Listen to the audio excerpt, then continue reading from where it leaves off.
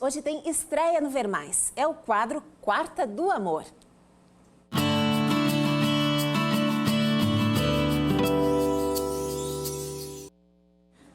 A Quarta do Amor vai ser um espaço para a gente falar de relacionamentos. Um tema muito amplo em que nem tudo são flores. Por isso, a gente já dá a largada falando sobre separações. Uma pesquisa revelou que, especialmente durante a pandemia, o estado de Santa Catarina registrou a terceira maior média de divórcios no país. E para refletir o que pode estar influenciando essa realidade, nós recebemos a psicóloga Miriam de Oliveira Primon dos Santos. Boa tarde, seja bem-vinda, Miriam. Boa tarde, obrigada, Keltrin. O nome sugere Quarta do Amor, algo romântico, né? E a gente já começa falando de separação, que não é um tema, às vezes, muito fácil, né, do casal, da família lidar. Mas a gente conversando antes, a gente falou, quem sabe vamos prevenir os próximos divórcios, as próximas separações. Exatamente, até porque a decisão por uma separação, dificilmente ela vai ocorrer do dia para a noite, né? Ou em um segundo para o outro. Então tem um percurso, tem um tempo, houveram situações ou tiveram acontecimentos que pesaram, que dificultaram a compreensão e a comunicação daquele casal, né? Então, tá aí a prevenção, né? Exato. E aí, um dado interessante é que a pandemia potencializou esses conflitos, né? Exatamente. Até por aqueles fatores também, né? Do estresse, da tensão, do nervosismo. Foi necessária uma mudança na nossa rotina de uma maneira muito brusca, né? De um dia para o outro, você estava habituado a uma rotina e precisa mudar. Então, toda aquela instabilidade, também casais com filhos, né? Toda a mudança na rotina, uma necessidade maior de atenção, preocupações financeiras, uma série de fatores que podem acumular e acabar pesando ou dificultando a boa convivência, né? Até tem gente que faz piada dizendo que na pandemia os casais passaram a conviver e que por isso acabam se separando. Mas sempre não existe uma única causa para uma separação, mas muita gente tem dificuldade de lidar com a decisão, porque às vezes os dois não decidem ao mesmo tempo, né?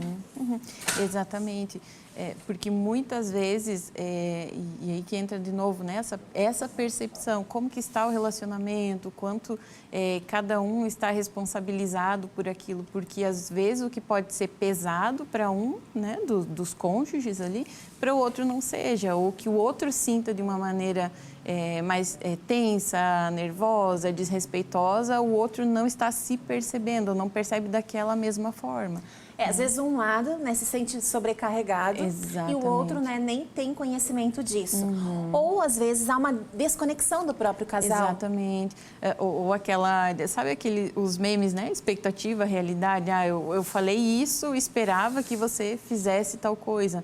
Mas o outro, muitas vezes, não tem essa mesma percepção, né? Ou consegue fazer uma leitura, ter a visão daquele campo da mesma forma. E aí vem os conflitos, né? E dá para dizer que as pessoas estão menos tolerantes, que elas aceitam menos e por isso acabam, né, abrindo mão, desistindo do relacionamento de forma mais rápida do que antigamente?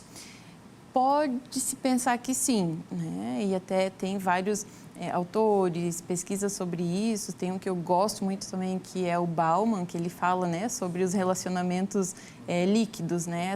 Essa fluidez, essa diferença, né, dos relacionamentos ao longo do tempo. Se em contrapartida, se uma sociedade anterior prezava muito mais, né, por aquilo que era sólido, conservador, né, de longa duração, hoje nós vivenciamos muito mais relacionamentos instantâneos ou de pouca proximidade, né? Redes sociais, por exemplo, né?